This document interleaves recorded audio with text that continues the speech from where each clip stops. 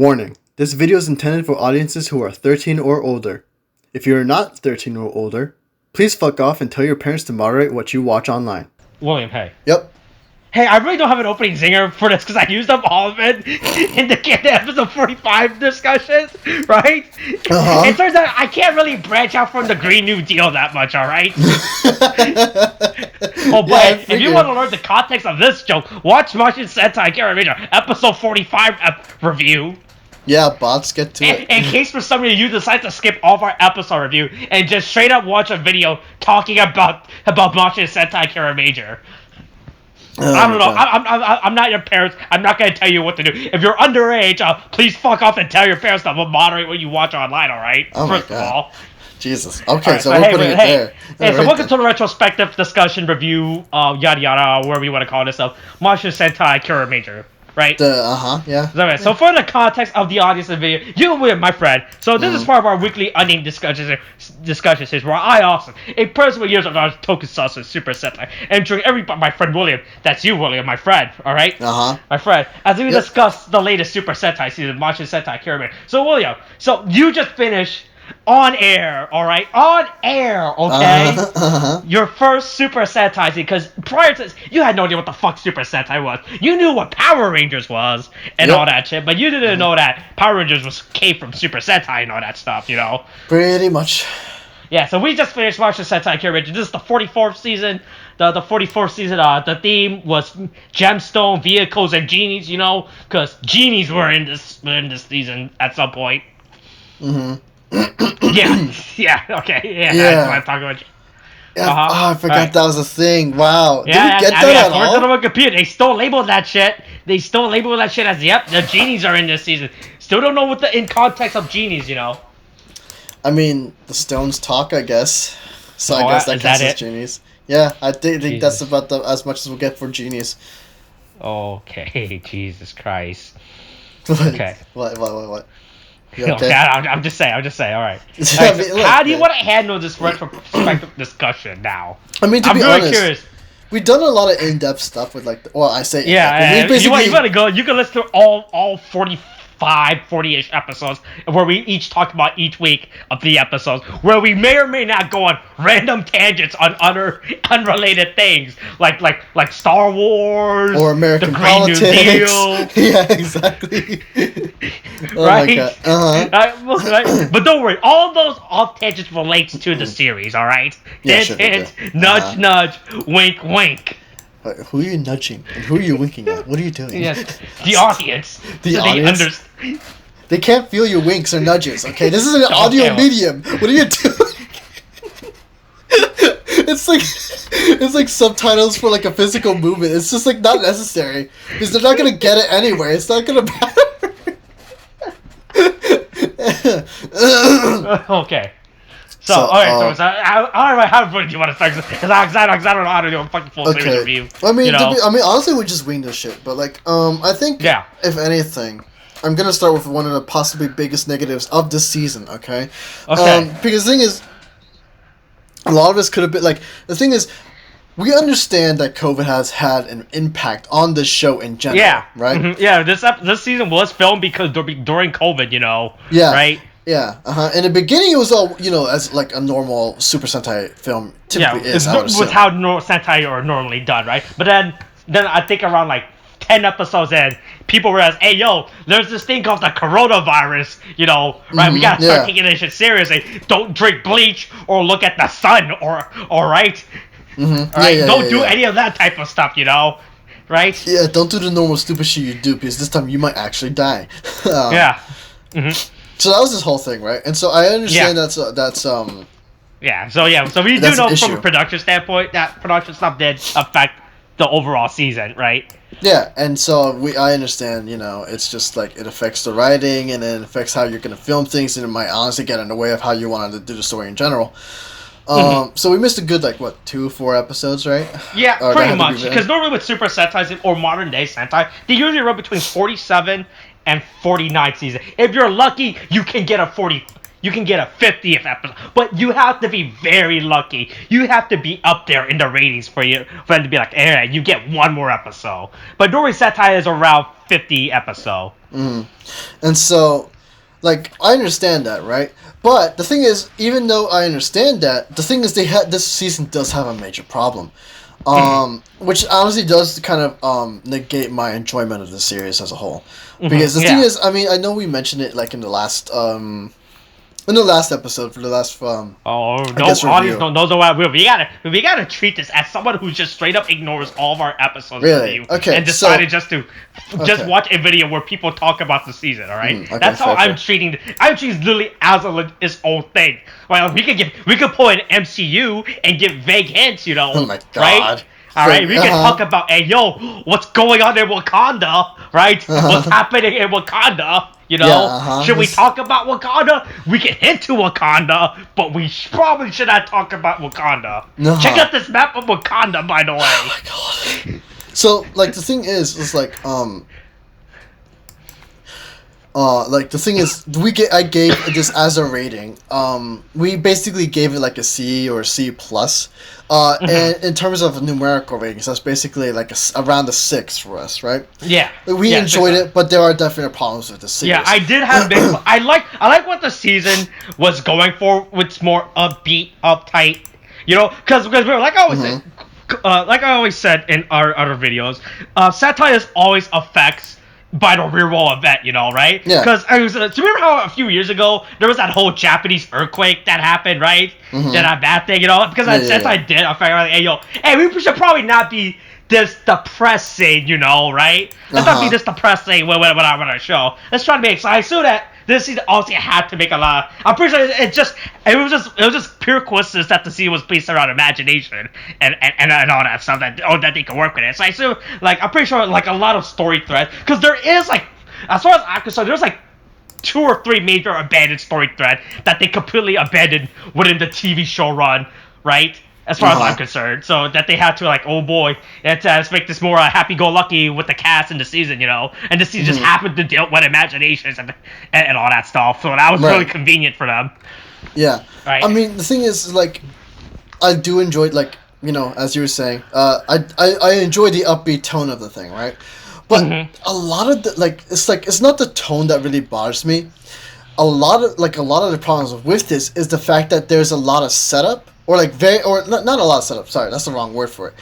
Very little setup, leading to, you know, a very poor payoff, right? Yeah. And so like the thing is, I think there's like maybe 3 things. Okay, so that I can remember off the top of my head is Mabushina. Yeah. It's Yodona and the Emperor. Yeah. These 3 have very little setup in anything. Mabushina does have a good amount of character episodes, and so that's fine, right? Yeah, you get episodes completely dedicated to her and everything too. Yeah, but the thing is, she does very little in a way to contribute to the team as a whole. She did have the one episode when Takamichi came in, the 6th Ranger, right? He comes in, and then, you know, there's a whole thing where they do the telepathy thing, and you know, they get back on terms with each other. But she also helps out in the fact, like, in defeating Crunchula for that one episode. The thing is, though, she does very little to contribute. And then like, they did have, like, in the final arc of the series. They do a kind of, I felt like they wanted to do a kind of setup thing with Mabushina, but she doesn't do anything at all. We discussed it before. I was kind of hoping that she would come in, and, you know, because the thing is, she doesn't do a lot, right? Yeah, in the when she was basically being attacked by the sniper, they had this thing where she has, like, oh yeah, she has a special power, like with the rest of her family, and with her, it's basically like, oh, she makes jewels shine brighter, right? And so I was hoping that would, but the thing is, they set that up, right? And so they make it seem like it's so important. And for that episode, it was, right? But then it's like, it's the last episode. They're fighting against the Emperor, and then they fight against the big bad evil. Like, oh boy, this is the moment. Right? This everything. This is the literal moment that everything in the series has been building up to this point. Right? Yeah, and so like you're thinking, oh, maybe Mabushina is going to contribute to the fight, and it will be some cool, awesome thing, like with her gem power, right? And so I was kind of hoping for the fact that like, she would basically have like. That whole shining of the gems, it was basically a hint at her having the same ability as her mother, and so like I was hoping at some point she basically is like, even if they do destroy the helmet or whatever, maybe he is actually very tough, and so basically at that point everyone's hoping that Kiryu mentality would be enough, but then it's like you get a thing where like, oh, but it's not going to be, right? And then maybe Mabushina comes in. And then she helps them shine brighter, and in doing that, she basically enhances their Kiryu mentality, and then helps finish off the Emperor or whatever. That doesn't happen at all. Just as real quick say that. So it's like it's a bit of a disappointment in that, right? Now, with and just I guess we should quickly go over it just because we don't want to spend too much time on it. I think. Yodana is basically introduced in one episode and made to be the villain in the exact same episode. Yeah. And so like they quickly introduce her character, yeah, right? Yeah. It's like they try to it's such a quick build up that we don't that there's like the audience cannot expect it. It's like, oh boy, it's like, hey yo, who's this mysterious shine maiden? I hope she doesn't step on me or anything, like, right? Yeah, and this is like, oh no, she's evil. Oh, okay, damn. But then you're thinking, oh wait, hold on. But does this make it better that I want her to step on me now? And so 12-year-olds everywhere have awakened to a new kink. But like, I mean, honestly, I wouldn't doubt it, honestly. But here's the thing. So with Yodona, the thing is they had this whole thing where she basically comes in. She's like introduced. Tamatomo and her have basically established. They introduce like this weird fucking story character dynamic between Tamatomo, the Yellow Ranger, and Yodana and everything. Yeah, and so you're expecting something to kind of happen with this later on, and they hint at it at the final arc of the fucking series, and then it's just like nothing happens from it. It's just very odd and weird. I'm like, why? Why is that any of this? Because this thing is, they're establishing what seems to be a romantic connection between the two, and so they had this whole thing with Yodana when she's in the mind of the Emperor, because they're both with the same person. She's just a separate facet of or personality of the Emperor, right? And even the Emperor's like, oh, you're a representation of my weakness of wanting companionship, right? And so the thing is, you expect that maybe Yodana is going to be like, oh, I want companionship, especially after the fact when the Emperor decides to just kill her off, and she's like, oh, well, fuck, I've just been made useless now, I'm just been abandoned, now I have no one with me, right? And just so I was kind of expecting maybe, like, I don't know, maybe Yodana gets physically ejected outside of the Emperor, when the Emperor basically wrecks her shit, because it kind of happens with Garza too. Where basically Garza is basically he gets wrecked by the Emperor, and he's physically ejected out of the Emperor. And so I was expecting the same thing to happen to Yodana. And then, Tamatomo comes in, and then, he offers a hand in friendship, and then she reaches for it, they join together, and then, they fight against the Emperor and shit like that. And then I was expecting something like that to happen. It doesn't. So it's like they set that up too. It's very strange because there's a lot of character setup that they built up that they don't eventually fully deliver on. Was a problem I had, Yeah, that's the thing too. Because the thing is, as quickly when they introduce Yodana, there's basically no setup at all for her character to become the villain or like to be a thing, right? Because they quickly set up a character dynamic between her and Tamatomo, and then she turns out to be the villain, right? And so she's fun and all, and I do greatly enjoy her character, but the thing is, I've said it before, and I'll say it again here because for this retrospective, there should have been moments with Tamatomo basically like hinting at, oh, Tamatomo's out, he's with somebody at the moment, then he comes back, and then maybe like the next episode we learn who it was, he introduces her, and then you see the dynamic between those two and how she's learning about humanity and stuff like that. And then then it would have been a great payoff as a twist at showing that, oh yeah, she was the enemy this whole time, Mm-hmm. And so, like, that would have been, like, a very nice, change in dynamic between those two, and it would have added some nice character drama for that, right? Yeah. And then, like, if that was done as a thing, then when, at the end of the series, when that, like, when she gets abandoned by the Emperor, that would have had a much bigger payoff, and that would have been the most excellent thing ever, right? Mm-hmm. But they don't do that. And so that's again another example. And again with the Emperor, he basically just comes in like in the same episode, if I'm remembering correctly.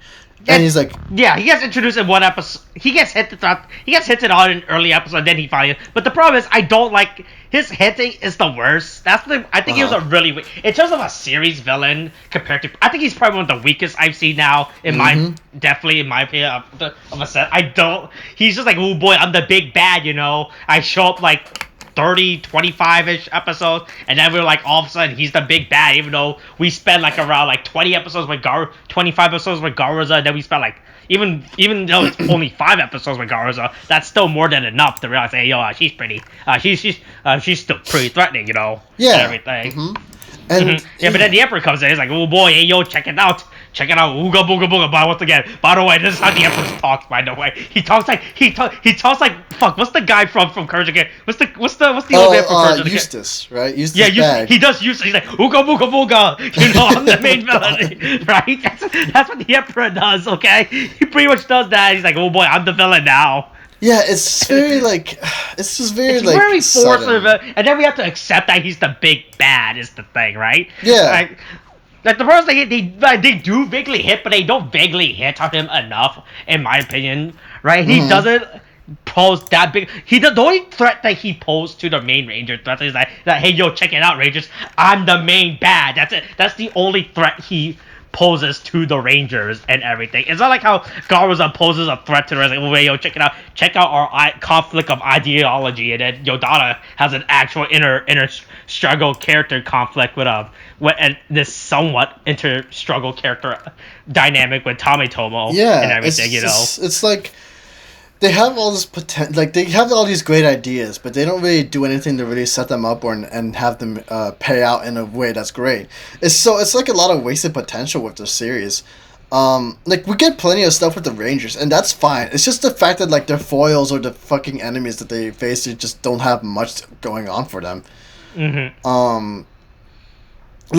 The thing is, like, I mean, like, okay, so, I mean, I know as we said in the fucking beginning, it was like, I had no knowledge of Sentai, but in the middle of watching this fucking season, I ended up basically binging Jetman, so, I do have some knowledge at this point. Radigue is, best villain, get at me. Fucking, but, like, Radigue, like, it's like, they have all the in that show, there is plenty of stuff shown between like they show interaction within the enemy team. They basically all don't like each other. They basically like that's one of the biggest problems. Again, what I said about why I don't. He doesn't have a character dynamic outside of Ooga Booga Booga. I'm the big villain, right? There's no big conflict like Garuza, which I was saying throughout the season before they. I was like, that was my biggest problem with Garuza, how they should have kept him as a villain all the way throughout the end, and then literally at the last episode, he's like, oh boy, maybe committing genocide was wrong, right? Instead of him realizing that, oh hey, by the way, genocide was wrong. All right, bye. Woo, bye. I'm leaving. I'm dying. That's my spirit, right? Yeah. And it's just like the thing is, even then, it's like also that's really weak in the fact that like in the end of it, they're like, oh, you know what? He was turned evil. He didn't choose to turn evil. I was like into that like when we go to storylines and shit. Like I said, that's the biggest. Like a lot of like, so I do have like a lot of big gripes. Was the storytelling is how there's stuff that were either introduced too early and abandoned, or stuff that was introduced too late and we had to accept, right? Yeah. Like the whole Garza being evil, right? Because usually when you write a season, it's you have to plan this shit out, right? You don't just fucking, all right, yo, check this out. Here's the theme.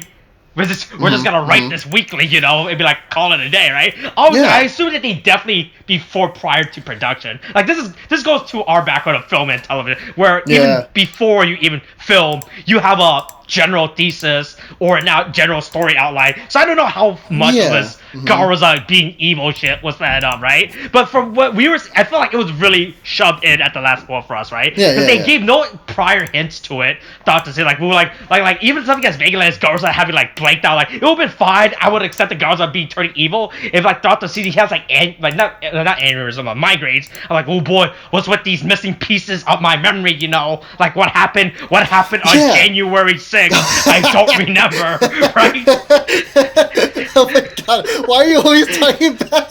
Look, I don't know how, but at some point between Tariq and me, we somehow made January 6th a big date. Hold on. Let's get this back straight. January 6th was a big date in American history. And so somehow, for some reason, it's a big event in American history, and we're making a meme of it. I'm making a meme of it in a Super Sentai podcast. That's what we're doing. What have we done? We're making a big event of an American history event. When in a discussion about a Japanese kid show aimed towards Japanese schoolboys between the ages of 6 and 12. Yeah, oh my god, jeez. Fucking hell. It's okay, astounding how we got to this. So back to Garza, I'm saying. Yeah. Are we on the Garza topic now? Yeah. I guess so. Like that. So I said, I like Garza as a villain. I was like, oh boy, he's like, hey, yo, check it out. I commit. Like, because when you make someone a villain, committed genocide puts you on a big scale, right? Yeah, it's almost it's not like he robbed a bank or he stole candy from the children or he or he parked illegally, right? He parked in a handicap. He just straight up committed genocide, all right? In terms of the bad guy scale, I'll put you pretty high up there, okay? On my figurative bad guy scale, yo. So that's when you set someone up like, hey, yo, check it out, episode 1, genocide, right? Like, okay, yeah, you're a threat. We know you're a threat now, and all that shit, right? Yeah. Right, that's the thing, right? It's like, oh boy, you're the big bad villain. But every time that, oh no, wait, hold on, maybe it turns out that he was actually evil. Yeah. He actually wasn't evil, but it was like, but the problem was like, it was really shoved in that we found out he was not evil. Yeah, and he wasn't even as an influence under the influence of evil by an evil emperor, right? Yeah, and which I didn't really like. Yeah. But the thing is, it's like I was honestly hoping for because the thing is they had this whole thing where there was I think we said this earlier. There was this whole thing where basically Jiru and Garusa had this dynamic where Garusa just fucking hates Jiru.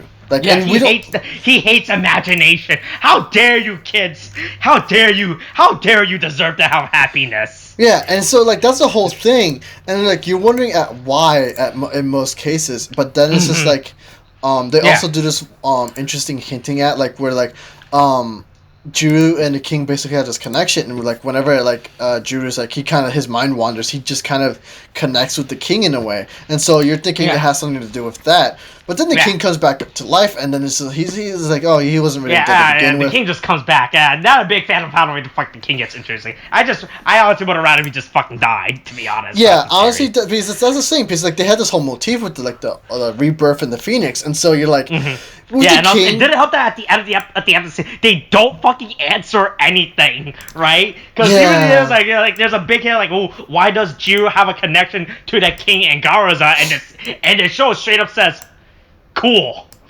Yeah, it's just it just happened. Lamau just accepted. It's like, oh boy, where was Jiru's parent? Why did they leave him on Earth? Oh right? What is his backstory? Jiru who? God. Oh, hold on. He actually has a last name in the series. I forgot. That doesn't actually work that much because he unironically has an actual character. Look, it's okay. Look, it doesn't matter because it doesn't matter to us. Okay, but that's this whole issue on its own, and so And so you're thinking maybe the king became connected, or it's like he's reincarnated within, like, or his imagination or his inspiration is reborn within Juru. Fucking wanders throughout the universe and it finds a new host of Juru, and Juru's like, oh boy, now I'm tied into this intergalactic destiny battle or some shit, you know, like, oh boy. I gotta take on the mantle of the next of the king or Crystalli or spirit or whatever. Like, it's just whatever. So you're thinking it might be that, but it's not, and so that's like, it's like a wasted potential storyline on that too. And I was kind of hoping, like, if, like, because from what we've seen in the story, maybe his interactions with Juru, like, if they wanted to do the whole Garuza actually turned to evil, like he was like brainwashed into evil, you could have it like whenever he interacts with Juru, he gets a migraine or a headache and maybe a flash of memory, like, what is this? And he's like, oh, I fucking hate this shit. And then he wants to get rid of Juru as quickly as possible because he doesn't want to face that. And so that would have been interesting on its own, but they don't bother doing any real complex character motivations to that either. I think so yeah, Garuza, like, I love him as a villain, but his potential was also pretty much wasted because they don't bother doing anything interesting with it. I'm trying to think of what else there was. I'm starting the Garuza train. I mean, on terms of Garuza, I think that's kind of my biggest gripe with it, unless you have anything else with it. Yeah, like I feel like I don't like how they resolve his character story by the end of the day, because like, it was just the Emperor. Like, that was my biggest problem with the villains throughout the season. How this villain, the problem is, speaking of the plot wise, the villain is like, fucking did nothing, right? Because we set up, when Takemichi gets introduced, we set up the whole big MacGuffin, right? Because the problem with throughout the season, there was no end goal, right? Yeah. Like there was no goal at the regions. There was just like, we have to defeat Garuza, right? But there was like, okay, you have to defeat, and then what? Are you gonna make him pay for his crime of committing genocide? You're gonna stop him from committing more genocide, right? Like why? Like so I know they had to stop Garuza, but I was like, but why you're defeating? Yeah, like, what are you gonna do? There's no. Yeah, right? Like, besides of him committing, okay, genocide's bad, right? For the record, I think genocide's bad, okay? Yeah, right? Exactly. But even then, they're just like, yeah, we gotta stop genocide, okay? But, like, the problem is, we don't see Garuza pursuing other nefarious big, like, we don't see, like, she's not planning genocide too throughout the season. She's just like, oh boy, I just want to fuck with the Kiramager, you know, right? But the Kiramager is only fucking with you because they think you're trying to fuck with them, right? Yeah. Like there was no big end goal until Takemichi comes. It's like, hey yo, check out the 4 MacGuffin device. But even then, the villains aren't aware of the same MacGuffin device until the last episode, when they realize, oh, what? There are weapons of mass destructions? We should get on that, right? Like, that's because these villains do not, like, I think Karancha had a go at the beginning, but the problem is Karancha as a character is just fucking insane. I love it for it. He does not give up. He is literally chaotic. He's like I think he's more of like a chaotic neutral. He's not quite evil. He's straight up like some he literally does not. He doesn't want to. He just straight up just wants to hang out with Earth culture and shit. Like yo, check out these body colors of anime characters on there. These are crazy. I love this. Imagine that as an enemy. Imagine that as an enemy he creates. Oh my god, that would be so amazing. He creates body pillows. Yeah, he created body pillow marksman. So like I don't even see Karancha as a general villain throughout the season, because he just straight up wants to have fun. He wants to dick around. Yeah, right? Honestly, he's just great as that on his own, really. So yeah, like it's so there's a big MacGuffin device, and the villain just straight, like, the villains aren't even aware of this shit. It's like the last episode when the Emperor's like, ooh, weapons of mass destruction. This is perfect. I have enough episodes to gather them for my big evil plan of gathering them, right? Of something. Who knows? I'll figure it out as we go along. That's the biggest problem. Like, there was no overarching story at it. It's like how in not the Hobbit, Lord of the Rings, right? We know what the goal of the Lord of the Ring is. Yeah, right? Destroy the Lord of the Ring, toss it into the fucking mountain of fire. Imagine if Sam and Frodo just like were like, hey Sam, Frodo, you want to climb up the mountain? Sure. And then like halfway through, like 3/4, they're like, hey, what are we gonna do when we get up to the mountain? Yeah, that's the thing. Fuck, that's a good idea. What should we do? Honestly, it's like this. It's like in the beginning he has the ring, But in the beginning, you don't establish it as the MacGuffin that it is, and then when he's like, oh, so the idea is like, oh, I guess we'll just go to the mountain and hope for the best, and then you get to the mountain, and then Gollum's like, hey, that ring's the one ring that happens to contain the soul of the Dark Lord. He's like, oh, really? Okay, I guess we'll just go toss it into the fire then. Yeah. And then it's like, it's a good thing we were conveniently already on this mountain. We decided to take a hiking trip today, you know. Yeah, right? that's exactly how very. What's the word I'm looking for? That's how hastily done it was. That's how like it's just like it's tossed in. I would have liked it better if Gar was almost. I was like, oh boy, when he destroyed Crystalia, I was like maybe Crystalia had the 4 gemstone or some shit, you know, and Mabushina or some shit.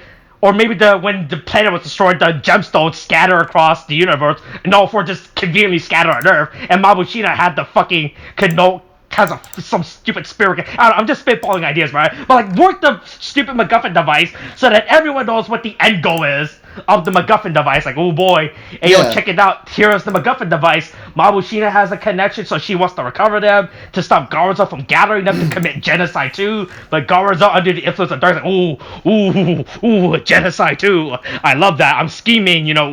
Oh my god, yeah, it's pretty much, yeah. So that was my biggest issue with Garza throughout the season, you know. And then at the end, we have to feel sorry for him, like, oh, it turns out, oh, he was just evil, right? He's been evil. I was like, oh. And the problem is, like, that doesn't work. The fact that they just straight up said that in the last, I was like, I would have liked it if it was hit like he was evil, you know, right? Yeah, and the thing is like, it's not to say that we hate the twist or it's just we hate how it happened because it's like it comes out of nowhere. We just don't. It's just like. Yeah, and we're supposed to care for him so suddenly, and for some reason, showed his downfall to darkness. You know, that would be great. A series of prequel, basically. Yeah, you know, where an emperor convinced a chosen, destined one. If only we had like 3 episodes of a man turning the chosen one to the dark side. You know. Yeah, that would have been great. You know, right? Yeah. They should have done. We should send this to Hollywood, and hopefully someone will make a movie about this. Yeah, I know, right? If only. That's the only way we'll get anything about Garza at this point, you know? But that's what was my biggest issue with Garza, is how we have to feel sorry for him, and then at the end of the episode, he's like, oh boy, hey, yo, I know I committed genocide, but I'm no longer evil, so I'm gonna sacrifice myself, you know? I hope we're good, alright? Even though I'm not gonna pay for the crime of committing genocide, I just want to let you know we're good, right? All right, cool, bye. You can have your stupid train back that I stole from you. I'll give you back the train I stole from you. By the way, I just remember that he stole the train from them. I just remember that, and we're supposed to act like him giving the train to you is supposed to be like this big heroic moment, right? I just realized that. Holy shit! Oh my god. Oh my god, that's fucking amazing.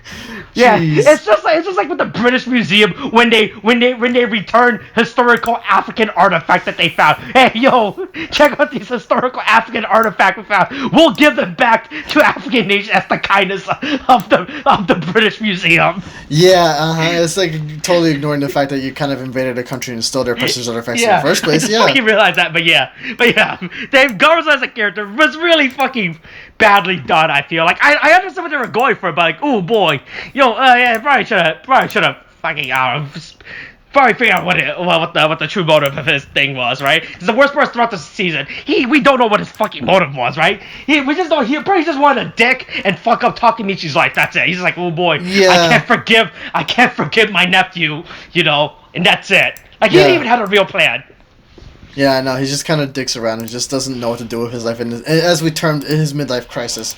So yeah, he just kind of. Yeah, so that's it for the villains group. I'm so glad we start with the villain group, so we can just critique their plan of villainy. Yeah, pretty much. I mean, also it's just like, the sniper was just a one-off. This just didn't matter. Yeah, this one-off person of the Emperor. Yeah, it was a fucking rush to it. He wasn't even a big bad. Yeah, you would think the Emperor's other person was him. Oh, by the way. What was he supposed to represent? I just realized that because the Emperor in the last episode was like, oh boy, both of these masks represent my different personalities. Like we had Yodana who represents his. Look, I mean, I'm pretty sure she's a representation of the Emperor's desire to become a school shooter. Okay. Oh Jesus fucking Christ!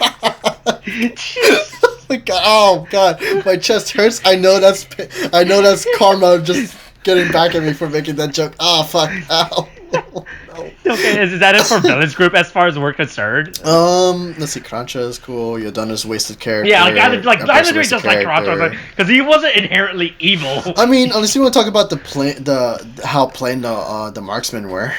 Yeah, like that said, like the villains, the grunt enemies, it wasn't that great.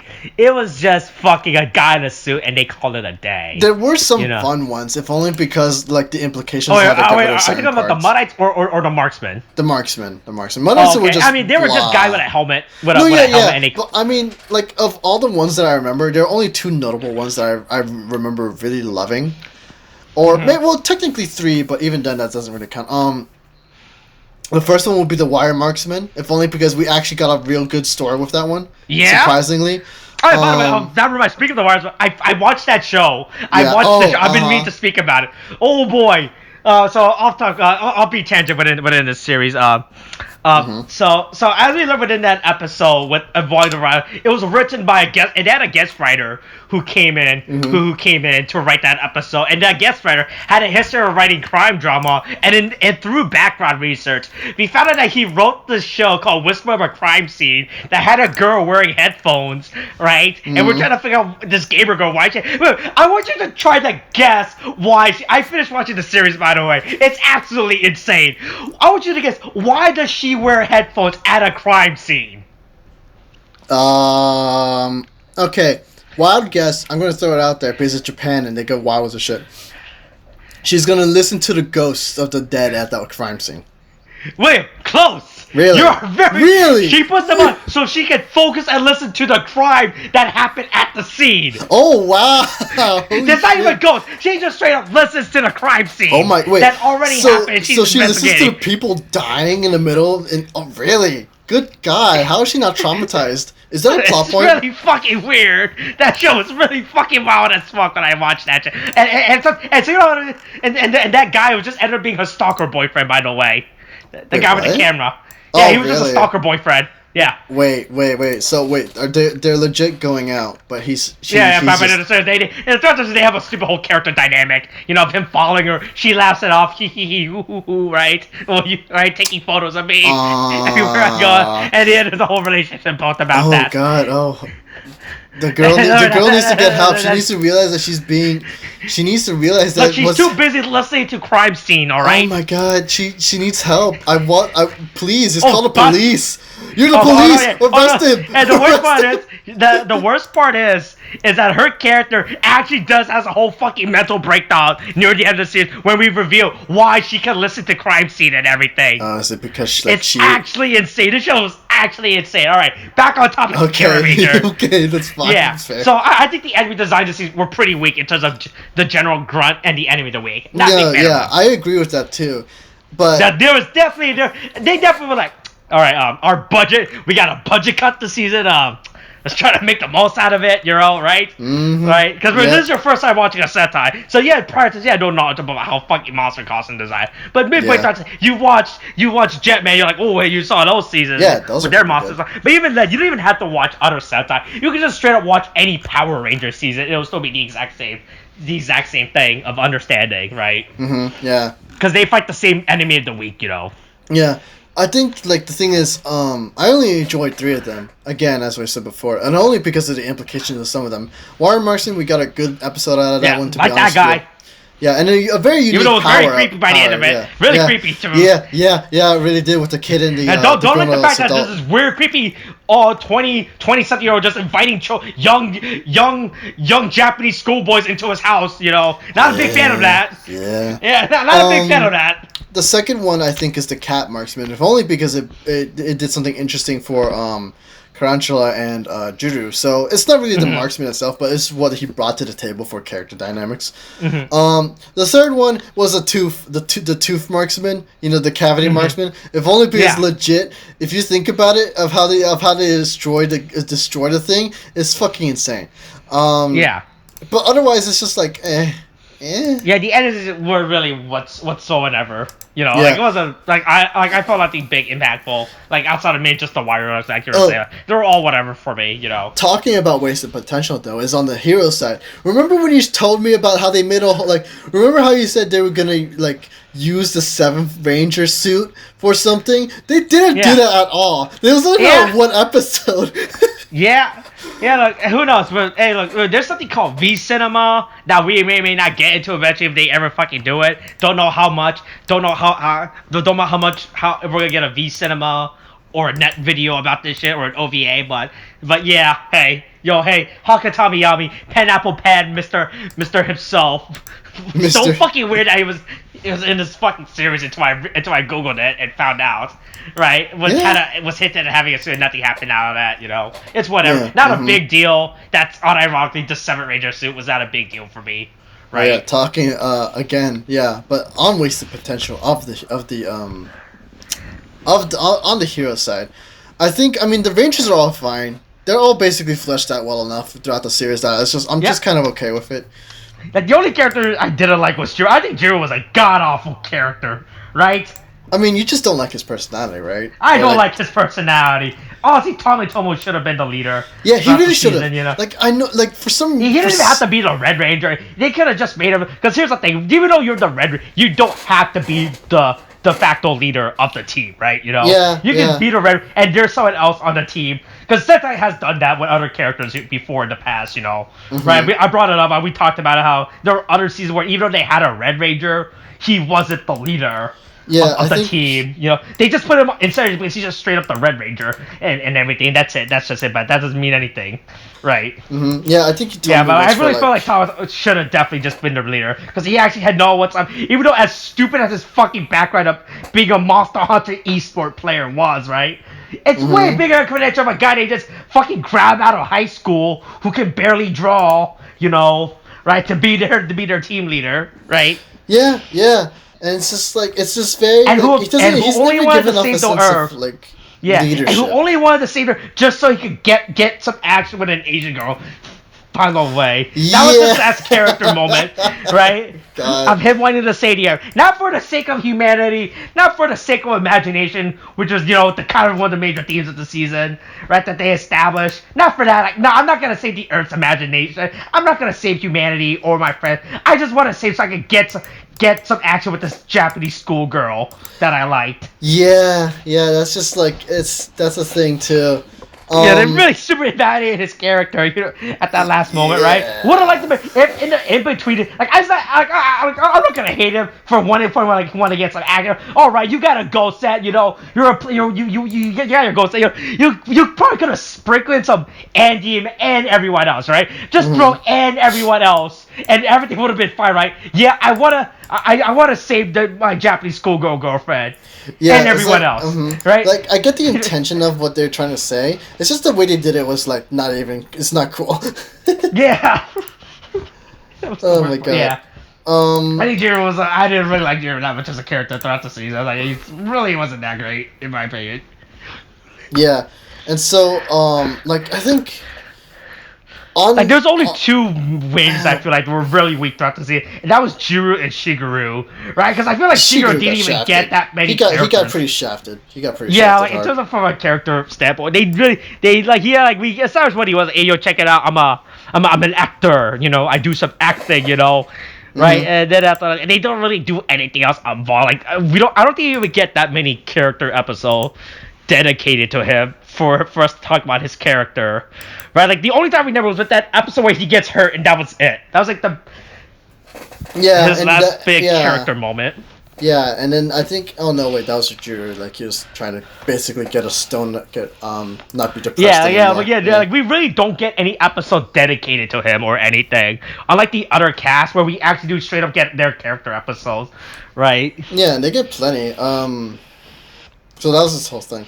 I think of the potential, the Rangers are pretty solid. So overall, I think the only ones that are weak. I mean, we already mentioned Mabushina. Yeah. I think the other two are basically essentially, well, maybe three if we count the Doctor. Is basically the Doctor and then the King and the Queen. Mainly because the king, the way they bring him in is just I honestly think it's a detriment to the series as a whole. And like they had the whole again. I already made my whole point about the motif and shit. Yeah. The queen shows up for an episode. Yeah, and they forget about her until the last episode. Yeah, and she doesn't even like attribute to anything. And the thing is, I was hoping like even if she does only show up for one episode, I was hoping again, as I said before, that she would attribute to Mabushina in some way, like in hinting like Mabushina would be what is the word? That Mabushina had the same power and basically helped the Rangers out in their final moment against the Emperor.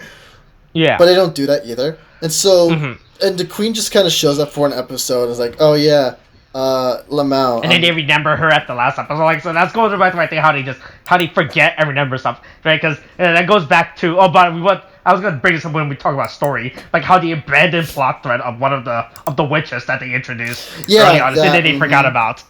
Yeah. Yeah, that was like, that's so annoying too. It's like oh yeah, it's gonna be a movie, where that's gonna be a thing, and it's just like I guess. But I mean, at least on our side, we're not gonna see it for a while. Yeah. So that's a little annoying on its own. And then it's like they only really mention the witch in like a few seconds of dialogue and maybe like a few flash of images, and that's it. Even though they try to hit that this witch was like this super powerful character, right? Yeah. That was the worst. It's just like, okay, I guess so, but like, what's the point if you're not gonna bring her into the actual show? And it felt like she was gonna be in the show, but she was kind of quickly abandoned later on. Because we both believe that a lot of stuff were abandoned due to COVID production and everything else. Like you could, I don't know what they were planning to do with the character. Like I guess they had to write her out and everything. Like you said, COVID did affect production of the series, and everything. Yeah, well, it affected everything. Not just Sentai. Kind of affected the whole world. I want to say, right? Yeah, it affected a lot of people. So but that's the thing. It's just like, I mean, again, I don't really have a lot of complaints on the Ranger side, but it's just like, again, it's like, oh god, it's just like, even if COVID was a thing, if COVID wasn't a thing, this series would still have problems with how they were setting things up and having the payoff go off. Yeah. And I mean, I always said it enough to, I think, illustrate the point. But otherwise, I mean, the thing is, the show is fun. It's very nice and upbeat. They have fun with the characters. They're not afraid to have like some really I do like the cast. Yeah, I like the characters. Takemichi's fucking insane. I was like, oh boy, yo, check out Jean-Claude Van Damme. Oh my god, fucking weird as fucking. Right? Yeah, I know. I do like one of my favorite definitely has to be Kamen, because we do see like this general character arc. He grew up with like, oh boy, at first he's like, oh boy, I'm just some hotshot gamer guy, but then at the end it's like, oh boy, hey I'm learning to take responsibility with my gamerness, right? And Sayo and Senna both get their own character driven episodes, like, oh boy, Sayo, one of Sayo's biggest character core is depressing apparently, and they addressed that in an episode. That was fucking insane when that happened, right? Yeah, God. Yeah. No, I'm so glad we addressed the heavy topic of depression. Yeah, no. And we still never found out what's in that bag. To this day, that bag remains an unsolved mystery. Really? What's in that bag? Senna, why did the suicidal part of you try to walk into the ocean with a bag? What was in that bag? Yeah, she did have the bag. Yeah, oh my god. We never got the answer about that bag and its contents. Oh my god, that was a wild episode. Jesus, I just remembered like how that ending went. Fucking she almost went into the goddamn ocean. What a mysterious bag that looked quite heavy to lift for some reason. Yeah. Oh my god. What the implication? Hint, wink, wink, nudge, nudge. I swear, we're an audio medium. What's the point? Oh my god. Anyway, again, yeah, it's just very little payoff. The MacGuffin isn't a MacGuffin that's really called to until like the very fucking end of the series. Yeah, that they don't really use a lot. Yeah, they don't use a lot of the abilities of the machines, and some of the machines are just straight up forgotten about later on. Yeah, they just forget the side machines too. Right, that was the worst part. Like, they have all these fucking stupid machines that's there, like the shovel, the mixer, the forklift, all those fucking other machines. And they just forget about that shit. Yeah, pretty much, and it's just like they don't add it to anything at all, and it's just like, what's the point of having them around? They're literally just taking up space. Just get them out of here if they're not going to do anything with them. And I think otherwise, let's see. I'm trying to remember if there's anything else I was actually really annoyed with.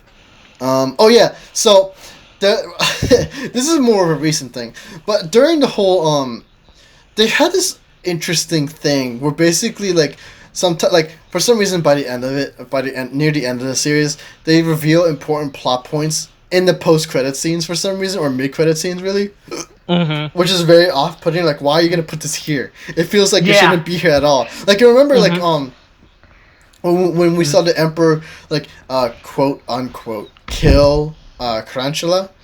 Yeah. And so he falls down, but then it turns out Garuza saves him, and you're like, oh shit, what? But it's like in the middle of the ending credits when it's all happy and like woo and shit. And like I'm like, why is this here? And you're gonna show it in the next episode anyway. So what was the fucking point? They do show that exact same scene, right? Because prior to this, they were just using the mid credits, just like some stupid not technical, but like just for like some goofy moments that's completely irrelevant to me, like a stupid like a stupid Family Guy cutaway gag, right? That they show, right? Like, oh boy, hey yo, Tommy wants to be a VR gamer now. And everything or some shit like, oh boy, Mabushina gets drunk on Earth Tea for, right? Check out this Earth Tea that she gets drunk on, right? But we're never gonna address child alcoholism in this show, but we'll make fun of it. God, dude. May or may not have developed an addiction after that, We don't see her. We don't see her that much. And what's she doing in the background? Oh right? My God, dude. Just develop an off-screen alcohol problem. Oh God, stop! Jesus, fuck! This is getting so depressing real quick. Oh God. Okay, hold on. I'm just gonna just so I don't forget for the episode title. Develop an alcohol. I just read the episode in the middle goddamn thing. Oh my God. There you go. Okay, just gonna quickly put that in my notepad. All right, back to discussion. Yeah, so I'm gonna say So in terms of the main cast, I think Drew I hated Drew. I didn't really like Drew as a character because his fucking character was like. I get what he was saying. Like, oh boy, check out. Hey, look, he's the fucking everyone else is grounded in reality because all these characters we show have a real actual job, right? Yeah. Like we had Shigeru beat it. Legitimate actor. Saya's an actual fucking doctor that actually has to save lives. Senna's in school, but she's like on track, and she has like a whole fucking like. She actually has a future going on for her. Yeah, she has like a future with track, and then she even if you make fun of Tomito being a gamer, being an esport player, that's like it's still a fucking career he has going on, with right? But then she was like, Drew was like, oh boy, imagination. Hey guys, you guys gotta. Imagine, like, I know, like, oh boy, like he tries to fucking bring out the I was like, yeah, like, all right, Drew. Now's not the time. Now's not the time for this, Drew. Right? Mabushina's developing an alcohol problem. We don't need to hear you talking about imagination right now. She just gets addicted to fucking tea that gets drunk off her ass, like, in a very fucking, like, intensely. Like, I don't understand how you get drunk off one cup. Like, oh, God. Anyway, fucking, Yeah. Yeah, so I did like Drew. Tommy I liked as a character because he, because they do shaft him by the end of the series with Yodana. Because you're go back to what you were saying earlier. They try to hit at this Yodana Tomitomo character arc going, but they don't fully deliver on that shit. So I was kind of depressed on that shit, Right? Maybe this would have been better if they went back to our idea of reincarnation with the Phoenix. Because, by the way, there's a fucking... They introduced the concept of a Phoenix throughout the mid-season with the king who comes back as this fucking Phoenix and everything, Like, okay, why wasn't this... If you're going to choose a prize Phoenix, she's like... The worst part is, like, this video is actually overall... This is an important... element because Jiru starts having dream mid-season about a Phoenix, and like, oh boy, hey, this is probably important, right? This Phoenix, right? The Phoenix literally represents the idea of rebirth or some shit, right? Yeah. Also, it would have been very interesting if they brought Yodona back through a reincarnation thing. That would have been actually very interesting. And like, he's like, oh well, I'm alone without the Emperor, and then Tomatomo comes along and maybe have a rebirth. just as a different character with the same face, but like she doesn't know what's going on. It's like one of those stupid anime tropes, right, William? Yeah. Right, you know what I'm talking about, right? There's a trope where like, oh boy, like you see the familiar character, but like, oh, hey, are you? And they're like, no, you look like someone I used to know, like that stupid anime trope. You know as stupid as that character. I'm like, I would have been fine with that. It would have been satisfying in some way, you know. And it's just like it would have brought some closure to her character and Tamatomo as well, especially because they were hinting at it. Yeah, yeah. And then Sayo has a whole character. Like she had her whole character so much time. Both Sayo and Senna both had their character storyline of their stuff. They never brought back the doctor who was willing to portray humanity back. Yeah, we're just gonna ignore that guy who tried to sell out Earth, right? Yeah, I'm like, dude, you literally almost killed everybody, and then they had to save the day. Sayo basically almost died because of you. What's going on with you? You should be in jail, sir. You should be. You should be. And then held. nothing happens with Shigeru whatsoever throughout the season. You know, that was the most part, right? Yeah, right. How they never fully flesh out Shigeru. We just know that he's cool. He's Mr. Cool. He's Mr. Cool. Except when he's not. You know, during those when he's not Mr. Cool. Yeah. Except when he's Mr. Lame. Right? Pretty much. Oh my god. Right. Yeah. There was a lot of characters throughout the show, right? Because you have to count the Stones as their own character, which they were just there as a sidekick most of the time, you know. Yeah. Like, they weren't a big character to deal with. Ayo, so they're just there to provide their emotional support. Now we're gonna talk about how Senna's fucking Mac was probably a stalker at some point in his life. Yeah. And they're gonna address that, you know. I feel like at the end of it probably should have been. It probably should have found some paperwork between Senna and Mach, right? Yeah, pretty much. By the end of it, he's just been like, got a restraining order, you know, just so he doesn't go near her ever again. Right? Yeah. Yes, that's it for characters, right? That's how I feel about all the characters and everything. Anything else you want to say about the characters? No, I'm good on the characters. All right. I guess we'll talk about story threads and stuff. Like I said, yeah, we've been talking about this throughout the show about how there was so many abandoned story. There's a lot of story that they introduced that they just abandoned, or other story that they throw at the last minute. We have to go along with it, right? Really annoyed by how the story throughout this series story was paced, right? Now, like we're talking about how there is a weird pacing issue throughout the story. How, like I said, this is one of my biggest problems. If you have a villain who doesn't have a goal, right? I still think it's probably a big problem throughout the series about how there was no big goal at the end, right? Like even within Star Wars, right? We know what the goal of the Sith are, right? Oh boy, it's not just that they're the Sith. They're like, oh boy, yeah, we know what the Sith's goal is. Yeah, right? I mean, or even something like the Joker, like we know what his goal is, you know. Right? Yeah, but Garuza he just kind of dicks around. Like we know he serves as emperor and he wants to subjugate Earth. But it's like, Garuza doesn't have a very personal goal in and of himself, because he completed what he wanted to do. And so he committed his genocide plan, you know, right? Yeah, and so if he became lust for power, be like, oh boy, time for me to commit genocide too. If the sequel is better than the original. If he was actively plotting unless they make the sequel, unless they develop the sequel for one book and split it into a trilogy, you know, don't do that. But like, if they had if they took time to establish sorry, no, that's not what I wanted to say. If they took the time to basically did something with him, like the thing is they had a whole MacGuffin that they didn't introduce, and so if it was and he set Takemichi off to find it, but the thing is he apparently thinks this was it's just a thing to distract the Sixth Ranger, and then I was like, oh, these actually matter? Yeah, they do have a whole character background with him and with Takemichi at the because he was basically his uncle and stuff, and, you know, he admired him because he was actually one of, the better, they interacted on a daily basis, as friends and shit, you know, they understood each other. And then to find out that betrayal is, a thing, and so, you know, that's great in and of himself, but, there's this whole thing is just, he sends him to find these stones, and then he's like, oh, these stones actually do something? Guess I'll go do that. Go get those stones. But he finds out so late, and his thing is, it's later on, he doesn't even bother looking for them. You know? They just the Rangers all get the stones, except for the illusion stone, and that's whatever. You know? And that was very late into the game, too. I think I think this is not so much an abandoned plot point, but, it felt very quickly resolved. It's I think it was a thing where Mabushina was gonna die or something, right? And so it's like it felt like a thing where she was gonna get like they needed the stones, right, to heal Mabushina, and that felt like it was gonna be the goal for a good while. Yeah, she had a sickness start the season, but they don't do anything about it. Yeah, and then I mean they do. They get the I don't remember I don't remember the gem's name. It's just one of the stone. It's just one of the goddamn stone, all right? Yeah, well, I say gems just so we can differentiate and not confuse people.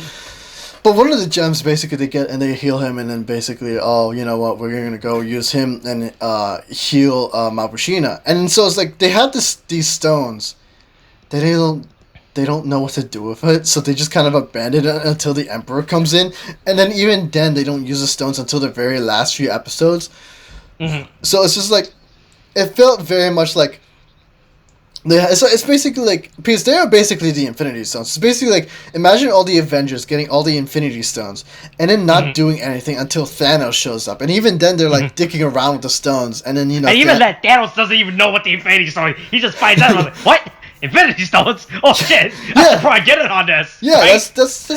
that's how bad it gets. It's just like there's such such a disconnect between the main Ranger's goal and the villain's goal throughout the season, right? Like the Ranger has a clear path of like, hey, let's get these MacGuffin device so the villain doesn't stop them. But the problem is the villain doesn't know that there's a MacGuffin device. Yeah, right? And the thing is, they only find out by happenstance. And like God is like, it could have been a thing where he's like waiting for Takamichi to get all the stones and then just swipe them under his feet or right out of his hands. You know, like it's some real weird trickery thing. And then he's like, oh, I'll use this to become the new emperor, to overthrow the emperor, and that would have established like his goal all along. Exactly. You know, and that would have been great, but they don't do it. It's just, they don't do anything with these characters. It's like they just kind of meander and wander around for a good while, and it's just like it's great in the sense that like I say great, but it's not really great. It's okay. Well, we'll say it's good in the sense that it gives time for characters to kind of we get character episodes and character moments and interactions and stuff, but it should still be a thing in the back of these people's minds, like about these stones, And they should serve to advance and further the plot. But the thing is, it's so few and far between when they actually advance the plot, It felt like we said it before, it felt like they were in the middle of making this thing up as it went along. Like they were writing and stuff as they were going along. Yeah. Right? It felt it felt like very much they didn't have a timeline or a set of like, oh, we should so it's like it could have been like, okay, we have this happen and then we need this happen. We just need a few episodes to connect this to this from A to B, right? And then once we go to A to B, then we need to go to B to C. Then we just need a few episodes in between to connect those two. Like that would have been a good timeline to do, right? But it didn't feel like we really got any of that, right? Because the thing is, or I guess technically we do, but the characters don't acknowledge it, and so it feels disjointed and very, very just not connected with each other, Yeah. And so it's just like, I guess this is how we're gonna do it. Oh, the stones? Now you do it? Okay, there we go. Oh, now you introduce the Emperor? Okay, then. That kind of thing. Yeah. There's another big abandoned character was with the witch, because they established this witch character early on, as this big bad, and then so they defeat the witch character by the end of the episode, but then we get introduced this mysterious second witch character with a red mask. So the first witch had the blue mask, right? Then we get established the second witch, and we're like, oh boy, who's this mysterious witch? She seems important, right? Because keep in mind, this is introduced before we still established the Emperor and everything, right? So you're thinking, all right, what does we know there's a big bad behind the scene, right? And we see this mysterious red mask character. How does she tie into this? Doesn't fucking tie into the rest of the series. Forget about it. Forget about her, right? So fucking pointless that they just established just first because the problem is with this red witch, they end up reintroducing her, reminding us that she exists within the movie. Within the Kiramager movie that came out in between the last few episodes and everything, and we're like, oh, and then there was how they threw that the last was first for my oh yeah, that's right, I forgot the red. But the problem is everyone remember her throughout the series. Like, what the fuck's that witch character? What's the deal with her? Yeah, right? Pretty much. Yeah, they just don't like the witch is introduced in one episode. Well, she's introduced, but she's seen in one episode. She goes away and just fucks off for the rest of the series until she's mentioned. Oh yeah, we had a movie. Don't worry about it. Like okay. Yeah, well, because it was a good thing you all saw the movie and everything, so that's good. In the middle of pandemic, go support your local theater in the middle of pandemic. God, don't worry, Greg Abbott is telling everyone it's cool to go see a movie right now. God, that's actually pretty annoying too. Anyway, don't worry. Hey, look, Texas has his own movie system. All right, it doesn't need the government to regulate its movie industry. Okay, all right. Yeah, sure. Texas can run itself. All right. It's safe to go to the movies in Texas. Yeah, okay? it can run it can run itself. Without any federal aid. It can. Yeah, it does. Look, the Green New Deal is just a Green New scam. All right. Yeah, man. Look, they got ice down there. They have all the need right there. Yeah. Fucking. Look, man. I heard you. Look, they can all go to Cancun. They'll be fine. But yeah. So I'm gonna say like there is a lot of like I said, the pacing of the show is really fucking weird. How everything does happen, and we just have to accept it, right? Like there wasn't a lot of foresight to a lot of character stuff. Like so with Dr. Sue, we do get this hit of at first we get the hit of Jiru and Garza having this character rivalry, but then that gets abandoned once Takamichi comes in, and now we have to focus on Garza and Takamichi's character. I was like, well, Jiru's character, okay, but that gets resolved at the end of it. After we spend the next dozen episodes around Garza and Takamichi, then Garza remembers, oh yes, I remember you. Let's go back to our original character dynamic. I was like, okay, that's really fucking weird, right? Yeah. Like pacing out the series, really fucking weird, and I wasn't a huge big fan of how the story was paced throughout, right? Yeah, I mean, again, we understand that COVID's also a thing, so I understand that has an effect on it, but like, it doesn't resolve it of everything else, honestly. Yeah. Like it could mess with pacing with a bit, but it doesn't. But it's clear from how they did everything else that there were definite issues that the series was gonna have, regardless of COVID. Yeah. So I mean, this is like it didn't. It's like it diminished my enjoyment of the series a bit, but I still enjoyed it overall, but just not as much. Yeah, as, this was still a overall fun series to watch. Yeah, it's fun. This is definitely not one of my top Sentai lists, because like I said, I have years of knowledge of Sentai, so I see that in comparison. This is in my personal top ranking Sentai. Yeah. Like I enjoyed what they were trying to do, what they were going, but like I said, but the story pacing of the show was really fucking weird and everything, and the character dynamic was really fucking weird, Yeah. Right. So far, I mean, like, honestly, like, as much as I liked it, out of the two Sentai you have ever seen, where do you place this on your two Sentai scale? Okay, so far, because I haven't seen the worst Sentai has to offer yet. And so, this is obviously subject to change. But Jetman, absolute best. And Kiramager, absolute worst. But again, it's only there because I haven't seen the absolute worst yet. So that's your ranking out of the only two sets I've ever seen. For now, yes.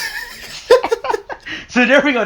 So for audience context, William's saying this is the second best Sentai he has ever watched, alright? It's not even a proper ranking. God damn it. Hey, don't try to twist my words, alright? You're twisting mine! What are you talking about? Hey, don't pull those democratic word twist pulling, alright? I know what you're trying to do, okay? Yeah, Sure. Okay, but yeah. So anything else I enjoyed the mecha design this season. It was cool. I like the theme with the gemstone, honestly. It made the suit popped out way more in comparison to other season, right? When you just have like the space color for the suit, like the whole sparkle glitter shit, right, was cute, right? I do like the gem motif that the season had. It added more flair to the suit, right? Yeah, like I do like the crystal element that they had going. That was cool. Good, yeah. Yeah, the crystal element that was cool. The powerful shit though. I was just gonna say it right now. You all have to share, okay? You all have to share. Mom said we have to share the Xbox. I mean, controller. It's not even that. Like, from what little I've seen of like Dino Fury right now, and like the thing is like the power ups to power up form of the Rangers in that is a lot better than from what I saw in in Kiramager so far. Mm-hmm. Yeah. Because I forgot. Yeah, the power up was kind of fucking ass. They really gave it once again, which I said, budget scheduling. They didn't have the budget for that, you know. They probably didn't have the budget to go all out the way, and everyone had to share the power up this season. The worst part is they don't even go to the. Do you notice they didn't even go to the power up in the last episode, right? Like, did you realize that they didn't even use the power up? No, they did. They did. Remember, they just used the bowl, right? I mean, you mean they changed the form, but they didn't use the form. Yeah, if that's what you mean. They just used the bow. Yeah, they didn't even fucking use it. That's how fucking these power up were throughout the season and the impact it had. Even though they made a big deal of it, right? Yeah. It's just okay. Hold on. I'm just trying to think because we had the power up. I mean, they didn't really have. I mean, there was also the. I mean, I think we mentioned it already. But there was a disappointing lack of the 7th Ranger, if only because they only had it show up once, and that was even... Yeah, I mean, it was just like, if anything, that was just like a cutaway gag that they were making. Yeah. Like, the problem is they weren't actually hitting throughout a 7th range throughout I think it was more of a gag. Yeah, of a joke like, it's a gag, but honestly, with the way they just throw things in, I wouldn't be surprised, Austin, if it showed up at some point. I'm telling you, I keep telling you, V cinemas, gotta wait for those V cinemas, right? What is a V cinema? It's really a net movie. It's pretty much a fucking, it's just a glorified OVA. Oh, it's a direct-to-video industry, huh? Yeah. Reputation by choice due to creative freedom. Oh, okay. All right then. That's interesting. Yeah. Like I said, they'll probably adjust in the V7. That's when they throw. That's when they really go out and just fucking throw shit in. They're like, hey, yo, check out this fun thing we can do in our OVA, right? Okay, so they just basically have fun and go with it. All right, cool. Pretty much, yeah. Like I said, this series was overall meant for me. I would have liked it. Probably would have if the story was more fleshed out, right? I like the characters were whatever. Like I said, the only character I legitimately had a problem was with Juru. I think he was a god awful leader throughout the entire show and everything, right? Right. I really didn't like Juru's character or whatsoever. You know. Yeah, fair enough. Right. The other characters were fine, except Shigeru. Like I said, Shigeru got shafted hard. There was a lot of episodes dedicated to Takemichi for some reason. Did you notice that throughout the season? There was way too many episodes dedicated to Takemichi. Yeah, I know. And even then, some of them were just horrible filler. Some of them were. Yeah. I mean, I mean, it's not as bad as Mabashina's filler. The one episode, you know what I'm talking about. We talked about it. Yeah. But yeah, I mean, you know, it was alright. The season was alright. Yeah, like go back to I would give the season like a C+. C. Yeah. Between C and C+ of anything about the season. 6. Definitely not one of my favorite modern day Sentai season, right? But I'll say this is at least better than last season of Real Soldier, because I don't remember shit about Real Soldier, to be honest. That says a lot. Yeah, that says a lot, actually. Yeah.